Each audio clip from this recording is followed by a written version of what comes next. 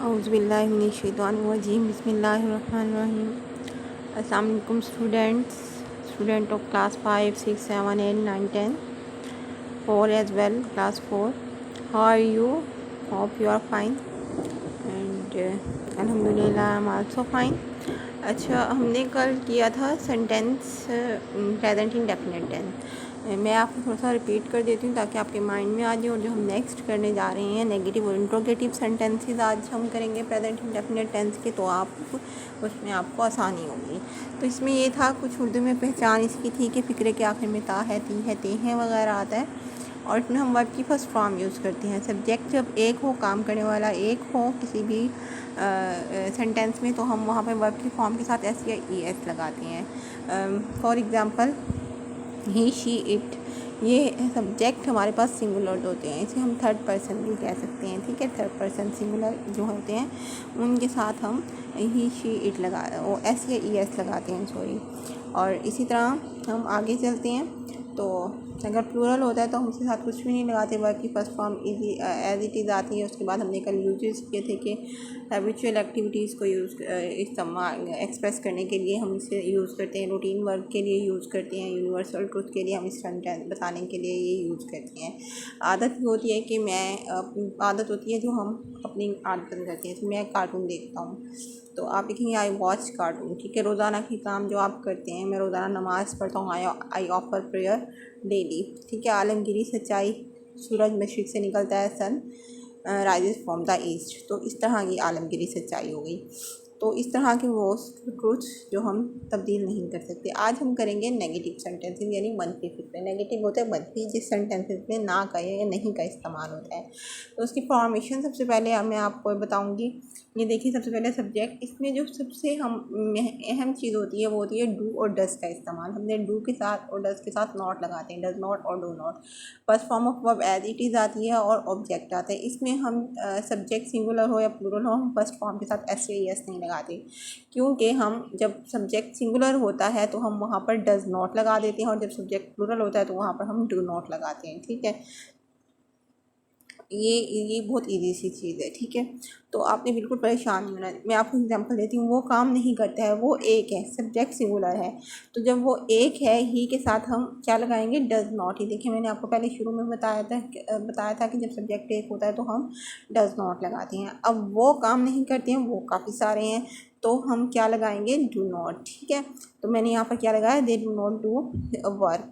अब हमने do work भी इसकी ट्रांसलेशन में लिख सकते हैं, he does not do work, और ही डज नॉट वर्क भी अकेला इसकी ट्रांसलेशन में आ सकता है। ठीक है, और इसी तरह they do not do work भी सही है और दे डू नॉट वर्क भी ठीक है। तो इसके लिए आपने परेशान नहीं होना। ठीक है, डू के साथ भी हम वर्क को इस्तेमाल कर सकते हैं और वर्क को हम as it is as a form of verb भी यूज़ कर सकते हैं। अब आ जाते हैं हम नेक्स्ट इंट्रोगेटिव सेंटेंस पे। अब इंट्रोगेटिव सेंटेंस, जब आपको नेगेटिव सेंटेंस समझ आ जाता है कि डू और डज का इस्तेमाल हमने कहाँ करना है, तो डू और डज में हम क्या करते हैं, प्रेजेंट इंडेफिनिट टेंस में फिक्रों को बनाने के लिए हम डू और डज को सेंटेंस के स्टार्ट में ले आते हैं। ठीक है, ये देखिए, डू और डज को हम कहाँ ले आते हैं, फिक्रे के स्टार्ट में। जैसे क्या वो काम करता है, डज ही वर्क। डज जो है वो सब्जेक्ट से भी पहले आ गया, यानी सबसे पहले आ गया। क्या वो काम करते हैं, डू दे वर्क। ये देखें, डू जो है वो सेंटेंस में सबसे पहले आ गया। क्या अहमद पढ़ता है, डज जो है वो है डज अहमद। अहमद एक है तो उसके साथ डज आ गया, डज अहमद रीड बुक। क्या हम ख़त लिखते हैं, डू वी राइट लेटर। तो अब आप देखें कि डू डज जहाँ भी है सवाल ये फिक्रा बनाने के लिए, और हमने क्या किया कि वो सेंटेंस के इनिशियल पोजीशन यानी स्टार्टिंग पोजीशन पे आ गया। और ये माइंड में रखिएगा कि हम क्वेश्चन सेंटेंसेस के एंड पे हमेशा क्वेश्चन मार्क ज़रूर लगाते हैं, और ये हमारा रूल है।